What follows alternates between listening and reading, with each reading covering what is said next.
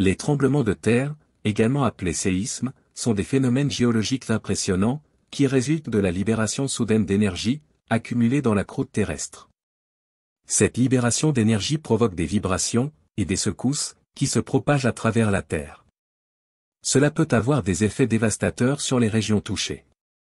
Les tremblements de terre sont principalement déclenchés par les mouvements tectoniques des plaques. Ce sont de grandes masses de croûte terrestre qui flottent sur le manteau terrestre semi-fluide.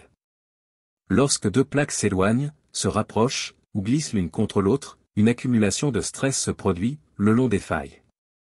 Lorsque cette accumulation de stress devient trop grande, elle est libérée sous forme d'énergie sismique. Le point dans la croûte terrestre, où l'énergie sismique est libérée, est appelé foyer, ou hypocentre. L'épicentre, quant à lui, est le point à la surface, directement au-dessus du foyer. Les secousses sismiques se propagent en ondes, à partir de ce point. Elles se ressentent généralement avec une intensité décroissante, à mesure qu'elles s'éloignent de l'épicentre. L'intensité d'un tremblement de terre est souvent mesurée à l'aide de l'échelle de Richter.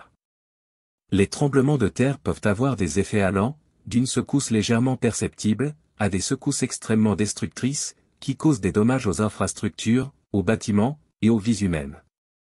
Les tremblements de terre peuvent déclencher d'autres phénomènes géologiques, tels que les tsunamis, les éruptions volcaniques, et les glissements de terrain. Ils peuvent également jouer un rôle dans la formation des chaînes de montagnes, et d'autres caractéristiques géologiques.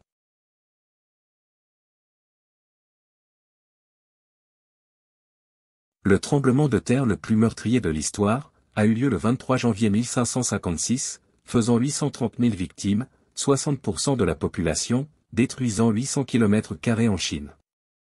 Le relief en a été totalement modifié. Le 25 avril 2004, un terrible tremblement de terre a touché le Népal. Il a donné la mort à plus de 1000 personnes. Plusieurs monuments historiques ont été détruits.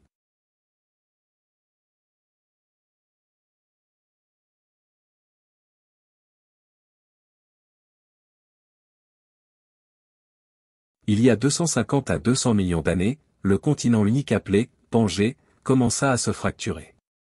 La dérive des continents entraîna chaque morceau, pour établir la carte actuelle. La dérive continue. L'Amérique, et l'Europe, s'éloignent de 4 cm par an. L'Afrique finira par se détacher totalement, pour former une immense île. C'est ce phénomène de dérive, qui est la cause des tremblements de terre.